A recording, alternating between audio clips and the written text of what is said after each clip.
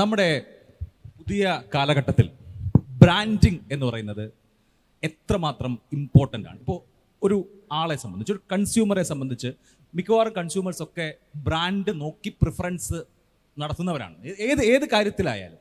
അപ്പോൾ നമുക്ക് കേരളത്തിന് നമ്മുടേതായിട്ടുള്ള പ്രോഡക്ട്സും ഉണ്ട്. ബ്രാൻഡിങ് എന്ന് പറയുന്നത് എത്രമാത്രം ഇമ്പോർട്ടൻ്റ് ആണ്? പ്രത്യേകിച്ചും കേരളം പോലൊരു സംസ്ഥാനത്ത് വളരെയധികം ലിറ്ററേറ്റ് ആയിട്ടുള്ള ആൾക്കാർ, വളരെ ചൂസി ആയിട്ട് പ്രോഡക്ട്സ് സെലക്ട് ചെയ്യുന്ന ആൾക്കാർക്കിടയിൽ ബ്രാൻഡിങ്ങിന് തീർച്ചയായിട്ടും വലിയൊരു വെയിറ്റേജ് ഉണ്ട്, വളരെ പെനട്രേഷൻ ഉണ്ട്. പല ബ്രാൻഡ്സിനെ പറ്റിയുള്ള അവയർനെസ് ആണ് ഏറ്റവും ബേസിക് ആയിട്ട് നമുക്ക് കാണാൻ പറ്റുന്നത്.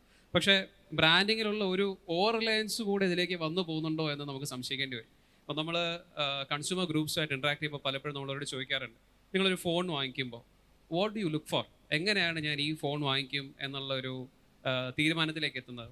നിങ്ങളുടെ അഭിപ്രായത്തിൽ ഏത് ബ്രാൻഡാണ് മികച്ച ബ്രാൻഡ്? അപ്പോൾ നമുക്ക് പലതരം റിപ്ലൈസ് വരുമ്പോഴത്തേക്കും സാംസങ് മികച്ച ബ്രാൻഡാണെന്ന് വിശ്വസിക്കുന്നവരുണ്ട്, വിവോ മികച്ച ബ്രാൻഡാണെന്ന് വിശ്വസിക്കുന്നുണ്ട്, റെഡ്മി ആണ് നല്ല പ്രോഡക്റ്റ്, അങ്ങനെ പല ബ്രാൻഡ്സിനുള്ള പ്രിഫറൻസ് ആണ്. പക്ഷേ ഇതിൻ്റെ എല്ലാം പിന്നാമ്പുറങ്ങളിൽ അതിൻ്റെ മാനുഫാക്ചറിങ് സൈഡിലേക്ക് പോയി കഴിഞ്ഞാൽ പലപ്പോഴും ഇതിൽ പല ഫോൺസും ഒരേ മാനുഫാക്ചറർ, ഒരേ സ്ഥാപനത്തിന്, ഒരു സെയിം മാനുഫാക്ചറിങ് യൂണിറ്റിനകത്ത് പല ലൈൻസിൽ അസംബിൾ ചെയ്തെടുക്കുന്ന പ്രോഡക്ട്സ് ആണ്.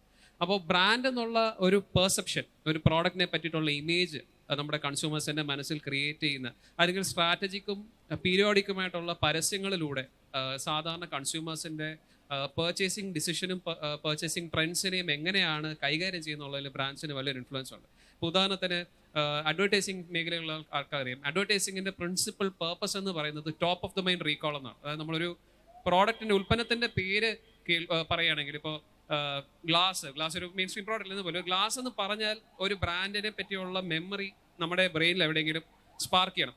ഇപ്പോൾ അതിനൊരു ക്ലാസിക് എക്സാമ്പിൾ ആയിട്ട് പറയുന്നതാണ്, ഒരു സിറ്റുവേഷൻ പറഞ്ഞാൽ, വീട്ടിൽ നിങ്ങളുടെ അമ്മയോ അച്ഛനോ നിങ്ങളോട് മോനെ പോയി ഒരു പേസ്റ്റ് വാങ്ങിച്ചിട്ടോ അല്ലെങ്കിൽ മോളെ പോയി ഒരു പേസ്റ്റ് വാങ്ങിച്ചിട്ടോ എന്ന് പറഞ്ഞാൽ, പ്രത്യേകിച്ച് ഒരു പോയിന്റർ ഇല്ലാതെ നിങ്ങളുടെ മനസ്സിൽ ഏതെങ്കിലും ഒരു ബ്രാൻഡിന്റെ പേര് ഓർമ്മ വരുന്നുണ്ടെങ്കിൽ അവർ വളരെ സക്സസ്ഫുൾ ആയിട്ട് ഒരു ബ്രാൻഡിങ് സ്ട്രാറ്റജി നടത്തി നിങ്ങളുടെ മനസ്സിൽ ആ top of the mind recall implement ചെയ്തിട്ടുണ്ടെന്നാണ് എൻ്റെ അർത്ഥം.